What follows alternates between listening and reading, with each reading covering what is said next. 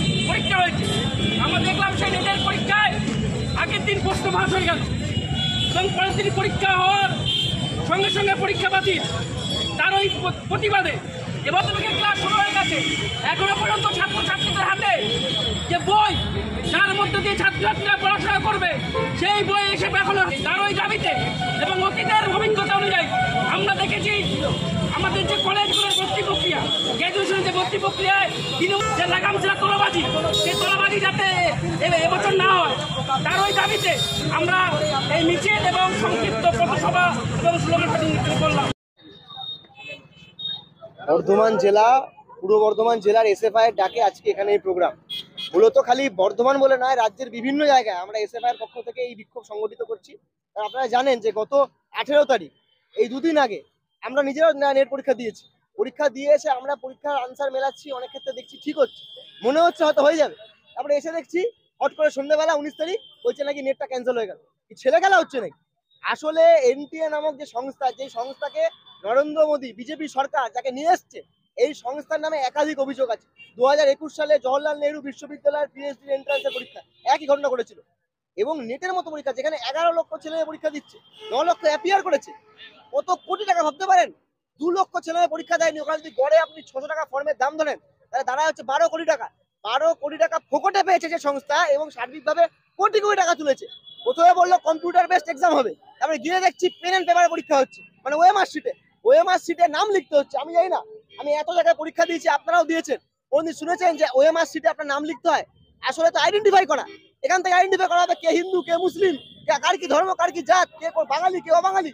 আসলে এই পুরো পদ্ধতির মধ্যে দিয়ে আমাদের মনে হচ্ছিল গলদ আছে এবং গলদটা বেরিয়ে এলো। যেই ছেলে মেয়েরা এত কষ্ট করে, কেউ 40 কিলোমিটার 50 কিলোমিটার দূর থেকে এক্সাম সেন্টারে এসছে, অনেকের বাবা মা দিন মজুরে কাজ করে, দিন আনা দিন খায়, তারা একবেলা কাজ করেনি ছেলে মেয়েদেরকে পরীক্ষা দিয়ে নিয়ে আসতে বলে, তারপরেও আজকে এই অবস্থা। পরীক্ষা দিয়ে পরীক্ষা ভালো দেওয়ার পরে পরীক্ষা নেই, ক্যান্সেল হয়ে গেল। আসলে সম্পূর্ণরূপে বিজেপি ইলেকট্রাল বন্ডের থেকে টাকা লুট করেছে, ইলেকট্রাল বন্ড বেআইনি হয়েছে। এখন এই এনটিএ এর মতো সংস্থা এদেরকে দিয়ে এখন এই আমাদের টাকাগুলো তুলছে। এনটিএ কে অবিলম্বে দায়িত্ব থেকে সরিয়ে আগামী দিনে খুব শীঘ্রই যাতে স্বচ্ছভাবে যেরকম ভাবে পরীক্ষা আমরা দেখতাম হতো আগে, শুনেছি আপনাদের মতো লোকেদের কাছ থেকে, সেই পরীক্ষা যাতে হয় এর জন্য আমরা দাবি জানাচ্ছি। অবিলম্বে যদি এই ঘটনা, এই যদি ব্যবস্থা না নেয়, আমরা বৃহত্তর আন্দোলনের দিকে যাবো। এটা বিজেপির দায়। বিজেপি এখানে তৃণমূল সরকার টেট পরীক্ষা দুর্নীতি করে, ওখানে বিজেপি নিট পরীক্ষা দুর্নীতি করে। একই, যা মোদি তাই মমতা। শুভজিৎ সরকার, রাজ্য সহসভাপতি।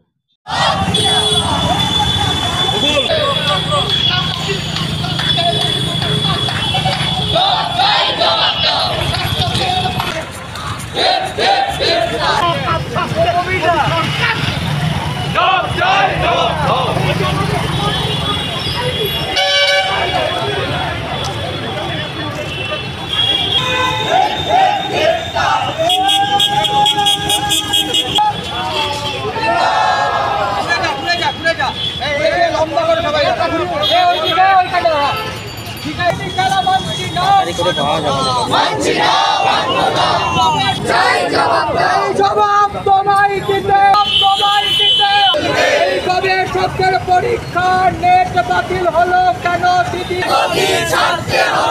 অবিলম্বে নেট পরীক্ষার আগামী দিন ঘোষণা করতে হবে। ডাক্তার নিয়োগে দুর্নীতি কেন মোদী সরকার জবাব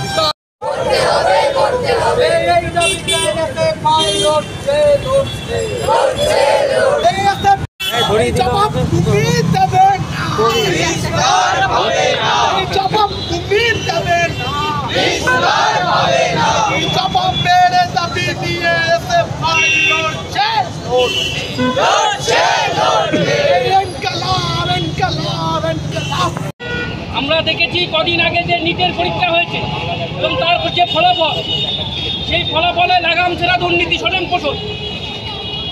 আমরা দেখলাম উচ্চ মাধ্যমিকে ফেল এমন ছাত্র শুধুমাত্র দুর্নীতির মাধ্যমে, টাকার মাধ্যমে প্রতিবাদে এবং উচ্চ মাধ্যমিকের যে ভর্তি প্রক্রিয়া 11-এর ক্লাস শুরু হয়ে গেছে, উচ্চ মাধ্যমিকের ক্লাস শুরু হয়ে গেছে, এখনো পর্যন্ত ছাত্রছাত্রীদের হাতে যে বই, যার মধ্যে যে ছাত্রছাত্রীরা পড়াশোনা করবে। সরকার এই 4টি মিনিস্ট্রি, কিন্তু গতকাল রাত্রিবেলা ঘোষণা করা হয়েছে যে পরীক্ষা গ্রহণ করা হলো ওই পরীক্ষা বাতিল করা হচ্ছে।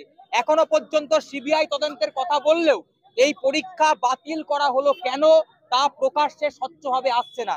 আমরা বলতে চাই, আমরা এর আগেও এসএফআই এর পক্ষ থেকে বলেছি যে দেশ এবং রাজ্যের সরকার যে বিভিন্ন থার্ড পার্টি সংস্থাগুলোকে দিয়ে যে পরীক্ষা কন্ডাক্ট করছে, এই সংস্থাগুলোর স্বচ্ছতার বিনিময়ে পরীক্ষা নিচ্ছে না।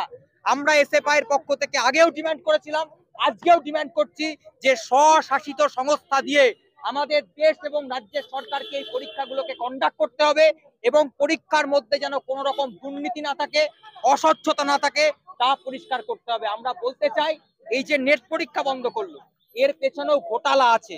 এই নেট পরীক্ষা কেন কার্যকরী করা হচ্ছে? ইতিমধ্যে যে বিশ্ববিদ্যালয়গুলোতে রিসার্চ এলিজিবিলিটি টেস্ট চলতো, আরইটি রেট, সেই রেট পরীক্ষা বন্ধ করে দিয়েছে। এখন গবেষণাতে যুক্ত হওয়ার একমাত্র পরীক্ষা হচ্ছে নেট। এই পরীক্ষা বাতিল করে দেওয়া মানে হাজার হাজার গবেষক যারা আগামী দিনে গবেষণা করার জন্য ইউনিভার্সিটিগুলোতে যাওয়ার কথা ছিল, তাদেরকে পিছিয়ে দেওয়া হলো। আমরা বলতে চাই, পরীক্ষা পেছালে চলবে না। আগামী দিনে পরীক্ষা কবে গ্রহণ করবে তা প্রকাশ্যে আনতে হবে এবং তার পাশাপাশি এই যে রেট, নেট, টেট, এই দুর্নীতিগুলো চলছে, এই দুর্নীতি বন্ধ করে স্বচ্ছতার বিনিময়ে এই পরীক্ষাগুলোকে কার্যকরী করতে হবে। অবশ্যই কারা কন্ডাক্ট করছে? এইচআরডি মিনিস্ট্রি, কেন্দ্র সরকারের। স্টেট কারা কন্ডাক্ট করছে? রাজ্যের শিক্ষা দপ্তর। রাজ্য এবং দেশের সরকার দুজনাই আসলে চায় না গবেষণার ক্ষেত্রে নিয়োগ হোক, আসলে চায় না প্রাথমিক শিক্ষক নিয়োগ হোক, আসলে চায় না উচ্চশিক্ষা ক্ষেত্রে যারা যুক্ত হতে গেছে তারা রিসার্চ করুক, অধ্যাপক হোক। এবং এর পেছনে আমরা জানি যে এই যে কার্যকরী করছে, তার পেছনে তো নয় জাতীয় শিক্ষানীতি জড়িত আছে। আমরা অবশ্যই বলছি, এটা রাজ্য সরকার এবং দেশের সরকারের মদতে চলছে। এই পদ্ধতিকে আমরা মানছি না। স্বশাসিত ষষ্ঠ সংস্থার বিনিময়ে নেট হতে পারে, রেট হতে পারে, কিংবা নিট হতে পারে, এই পরীক্ষাগুলোকে কার্যকরী।